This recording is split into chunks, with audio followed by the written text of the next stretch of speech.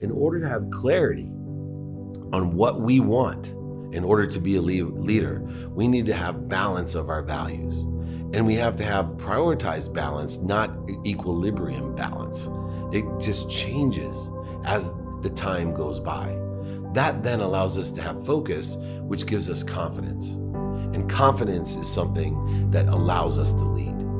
People are attracted to confidence. It's a higher vibrating energy.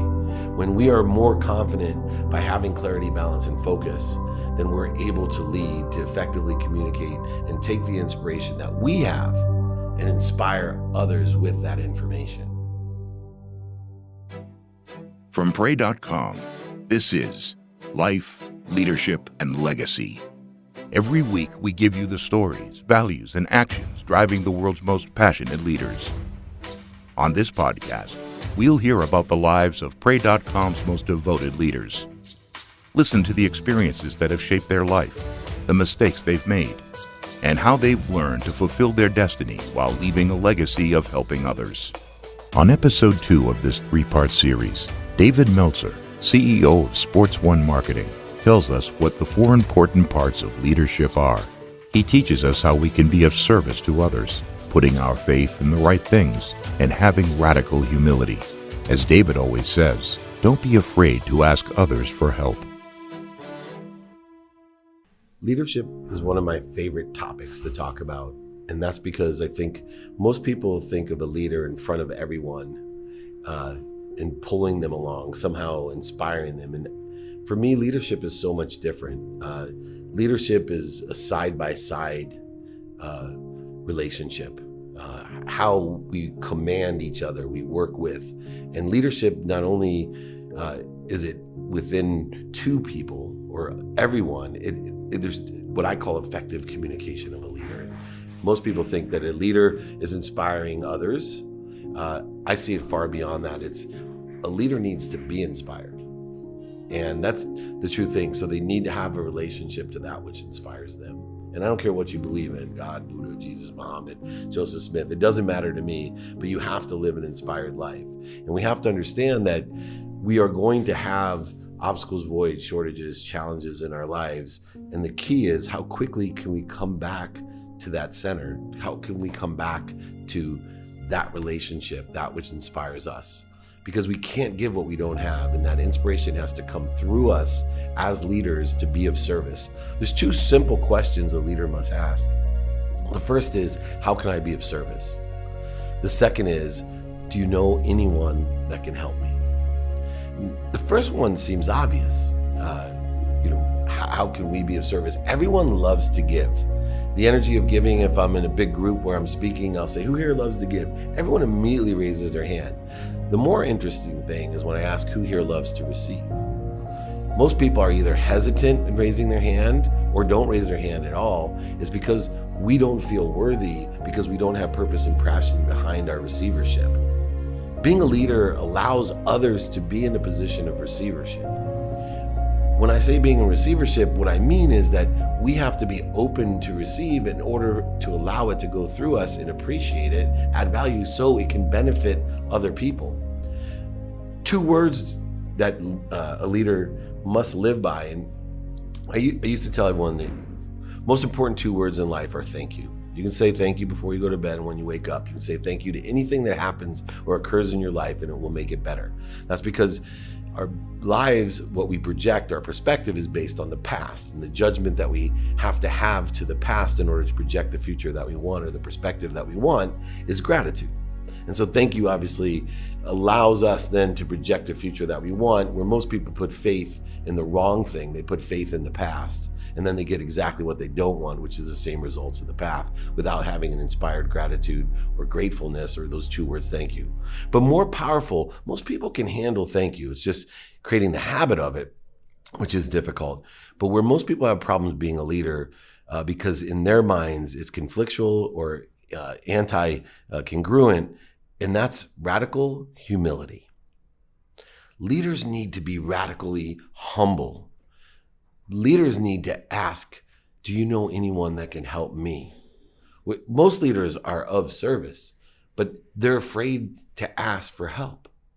where I live my entire life in receivership, where I know that I need help. I need to find the people, the ideas that already have the situational knowledge and experience to accelerate what I'm trying to do. I don't need to experience everything myself in order to be an effective leader. I need to ask for help. And the other inherent part of radical humility is the ego.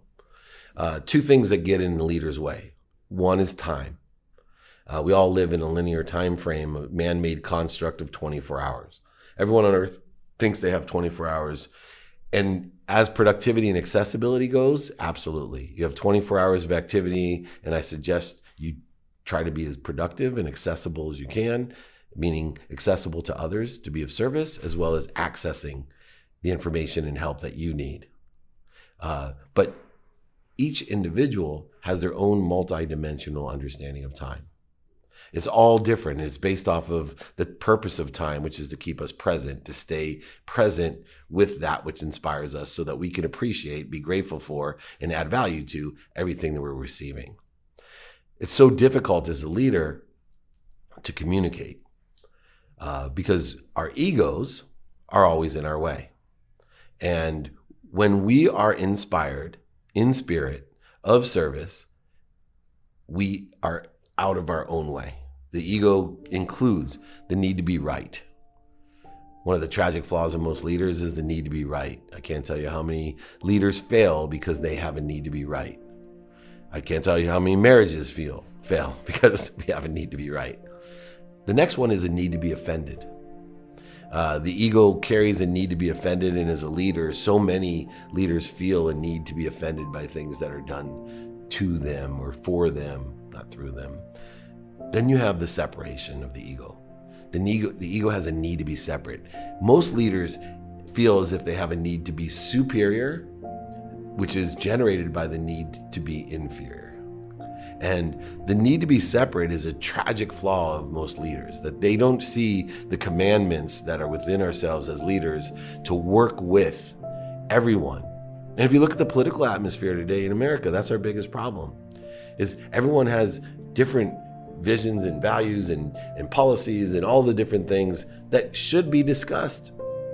Where they should be focused in and working on is working with each other, because this is one country. This is one world. And instead of putting faith in what we don't want, putting faith into objections and ego-based issues, we should be putting faith into working together and listening to each other. Now, there's three types of listeners, and this is part of getting out of our own way as well with the ego. There's a lot of listeners that are interrupters. And when I say listeners, I mean learners, because the only way we can learn is to listen. So those are two very similar words, listener and learner. Well, not just with each other. Remember, we communicate two ways, with each other, but also with that which inspires us. If you're an interrupter, what happens is you're not learning or listening to what inspires you, right? The universe, God keeps telling you, do this, and we just ignore it. Nope, this is what I want. We're not watching the signs or awareness. It's there every day for us. But nope, we're going to interrupt her. We're going to tell you, God. We're going to tell you, universe, what we want. Or other people are telling us, right? Like the signs that I got. Nope.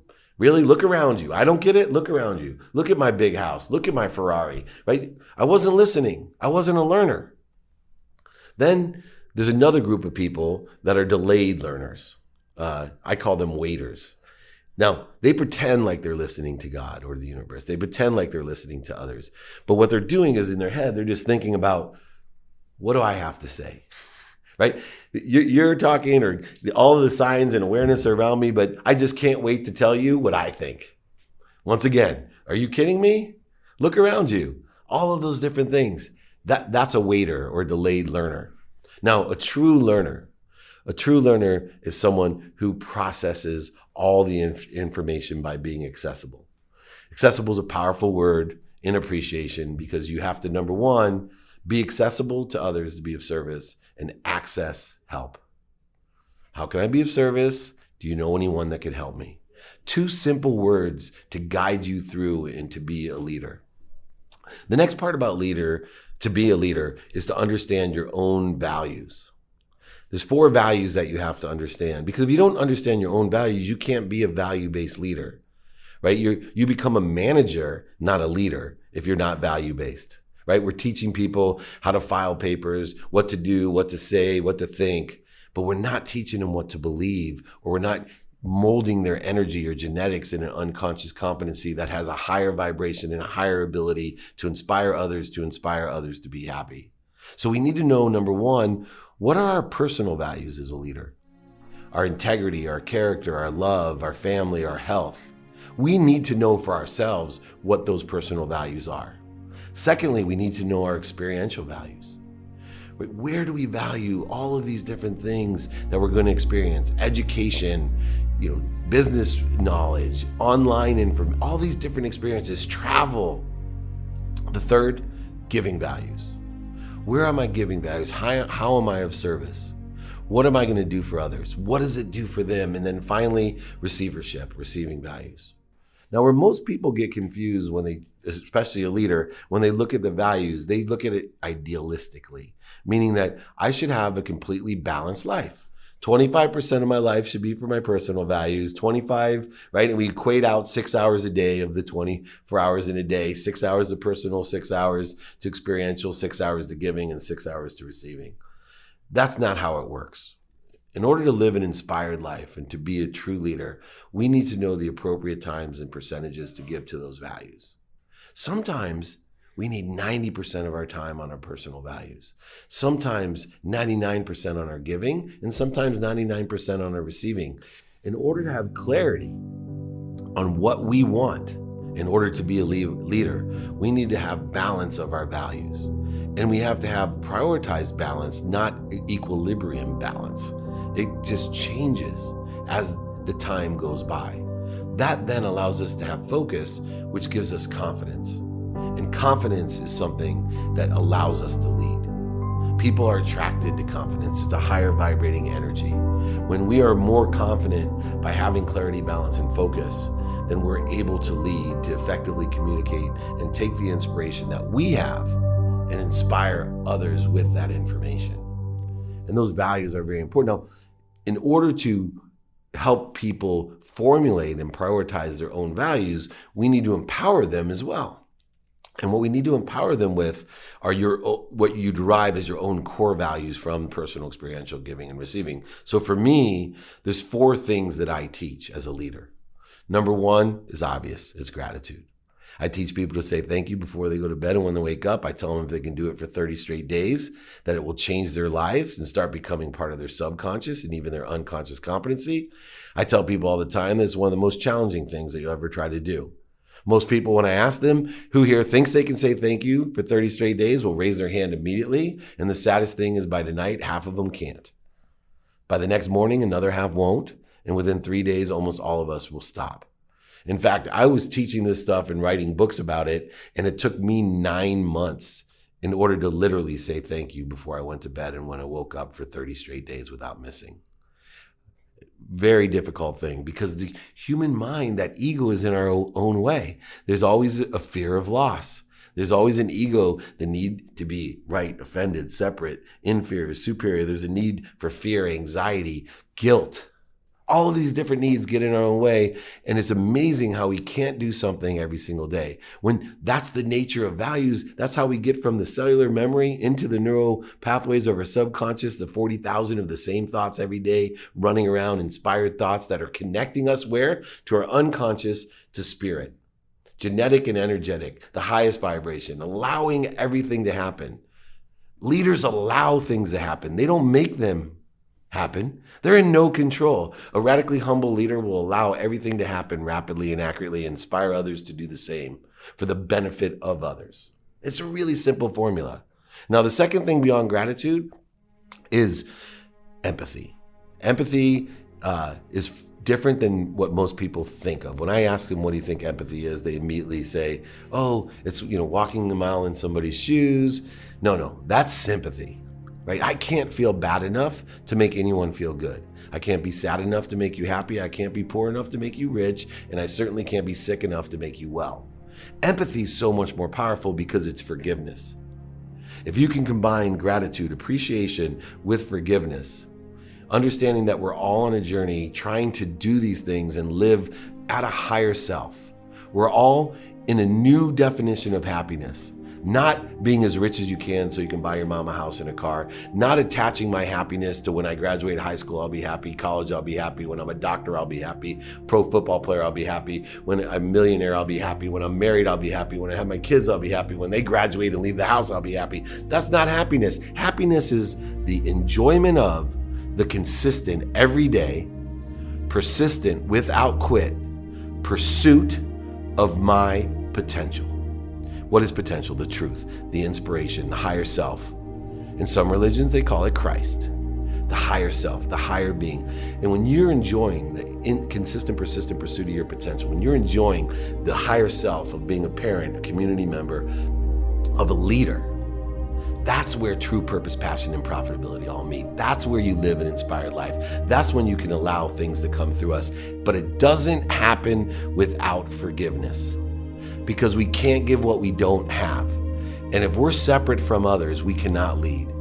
And when we realize that we're all human, that we make mistakes or sin every day, that we have to move forward, we have to make a judgment of gratitude and forgiveness on our past so that we can project an appreciated future, not the same faith of what we had in the past. Because if we're dwelling with guilt and fear of loss and all these different things on my past, I'm just projecting the exact same thing into my future. Because the universe, our God, is going to give us exactly what we want. And we put faith in the wrong things, it's going to give us the wrong things.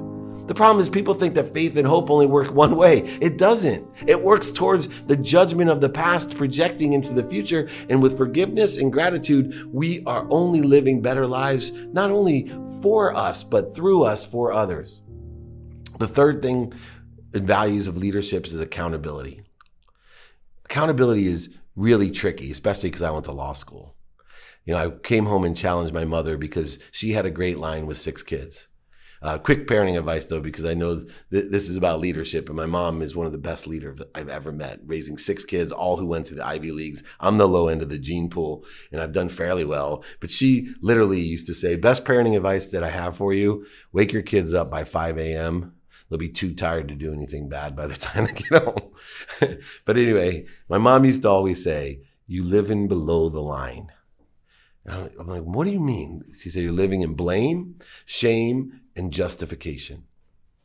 Stop blaming your siblings. Every time that you do something wrong, instead of just forgiving yourself and being accountable, you go below the line. You blame somebody else, you're justifying it, or you're shameful of it. No, be accountable. Realize there's only 2 questions to ask as a leader. Number 1, what did I do to attract this into my life? And 2, what am I supposed to learn from it? Once again, going back to judgments of the past. If you take that perspective that you're in control of your life only in one way, by the fact that you've allowed it to happen as a leader, and it's a blessing because you're going to learn something from it. Every single thing that's happened in my past is a blessing. I tell people all the time, the biggest miracle in my life is losing everything, because I wouldn't be where I am today. I wouldn't be in the pursuit of my potential. I probably would be dead or somewhere I don't want to be, but for the fact that I got to restart, that I had an awakening, that I had a quantum shift in my life, that I started putting faith in being of service, not of receiving things. And I'm living an empowered, purposeful pursuit now of my higher self. Am I perfect? No. That's where my forgiveness comes in, but I am accountable. And where the law school made me confused is I went to my mom and I said, Mom, how is it I could be sitting at a stop sign and somebody texting could run into the back of me? How am I accountable for that? And she said, this is where people fail, is they confuse liability with accountability. Right? We have normal laws here. California state laws, federal laws make people liable for damages. So don't go in front of a judge when you get hit from behind and say, oh, I'm accountable, because they're not going to understand the distinction between liability and accountability. They're not going to give you what you deserve under the laws of this pragmatic world. But know in your heart, there's only one question to ask. What did I do to attract this to myself? And then what am I supposed to learn from it? Even something that seems so powerless. So live your life as a leader above the line in accountability. And then finally, effective communication. Really understanding how you stay inspired. One of the biggest questions that I get from my following is all the time, how do you stay inspired? How do you stay so motivated? How do you have so much energy? Well, I use an analogy of a car sitting on top of a hill in San Francisco. Right? When the car sits on top of that high hill, Knob Hill in San Francisco, all it takes is one finger to hold it up there. It sits right on top, but when that car starts rolling downhill, the more we let it roll, the more energy it takes. And in fact, in my life, I used to let the car just roll all the way downhill all day long. And sometimes I'd load stuff into the car while it was going downhill. I'd give it more energy. And then when I got home at night, I wonder why that car ran me over. Every single night, invariably, putting faith into the wrong things, putting my energy, my attention, intention on the wrong things, and then being run over with no inspiration at night, wondering, how am I going to get up tomorrow? I feel like the Nigerian nightmare just ran me over again. Well, what happens if our perspective shifts? And we start understanding inspiration and awareness and understanding the power of faith and hope and the power that we've been given to help and to be of service. So the car invariably will start moving downhill at one point in our day. Well, what if instead of trying to jump in and put faith into what's happening with the car, ignore it, or go with it and add energy to the problem, what if instead of reacting, all we do is get the car back up to center at so the quicker we can get it, the easier it is to push back up to center. Then we deal in gratitude, empathy, accountability, and effective communication, inspiration. So how do you stay inspired? Is don't allow yourself to become uninspired. The minute that we feel time or ego getting in our way, go back to center. Now, prayer and meditation are the same things to me. Prayer and meditation, people get confused when you say I meditate. What is meditation? It's prayer. It's prayer. Right? I breathe through my nose, out through my mouth. I put into positive thoughts what I want for the world, for a better place. How can I be a better person? Raise my awareness. Meditation is prayer. And I pray for 20 minutes a day when I wake up. I call it meditation, but I pray. I think about what I want and and why I want it and how I'm going to get it. And I do it with radical humility as a leader, that I'm not alone, that I am going to get out of my own way and allow everything that I want to come to me rapidly and accurately. And how do I do that? Very simple. When I pray, I think about what I want, immediately giving me a mathematical advantage as a leader over everybody else. Why? Because the minute I realize in clarity, balance, and focus with confidence what I want, it's a possibility. A mathematical advantage over most people on earth. I have a possibility. And then if I can be inspired, if I can think about my values and I can feel inspiration in connection, right? Connected to goodness, connected to God, connected to what I believe in, that inspiration, I now have even a bigger superior advantage because my possibility when I'm inspired becomes a probability. A probability, a mathematical advantage. I haven't left my eyes haven't even opened. I've just been praying. Every morning, I take by being of service and being inspired every possibility of what I can think about what I want, and I make it a probability. The what is the possibility, the why, the inspiration is my probability, and then all I got to do is get out of my own way. Be aware of the ego, the car rolling down the hill, the time, anxiety, guilt, separation, inferiority, superiority, all these things, and use strategy. Number one strategy, very simple. How can I be of service? And can you think of anyone that can help me? Discipline, do stuff every day. I prioritize and I do stuff religiously every day in the pursuit of my potential. And finally, awareness. Awareness is the greatest gift that you can give, only given by possibilities and probabilities of how. Awareness is elevating yourself, a higher vibration, a higher self, so that you can be aware of making the right choices according to the foundational values that you want for you and those you lead in commandment with you, working with you. That is awareness. Awareness is the greatest gift that you can have. Why? It'll tell you whether to go left or right. Once again, saving your marriage. It'll tell you when to buy or sell.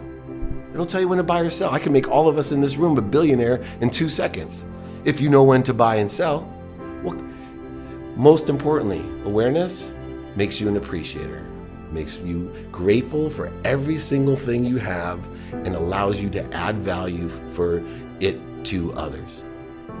And if you can take your possibilities every morning, turn them into probabilities, and allow things to happen with strategy, discipline, and awareness, not only will you be happy, but you will empower other people to empower others to be happy. And that's what I wish for everyone.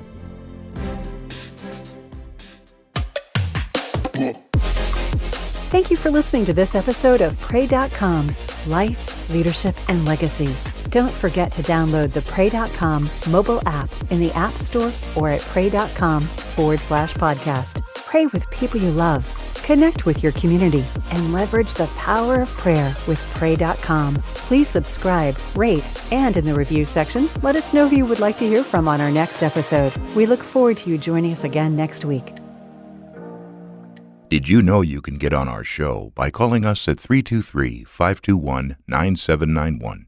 If this episode impacts your day, we want to know. Call 323-521-9791 and leave us a voicemail with your testimony so we can share it with our guests and listeners around the world.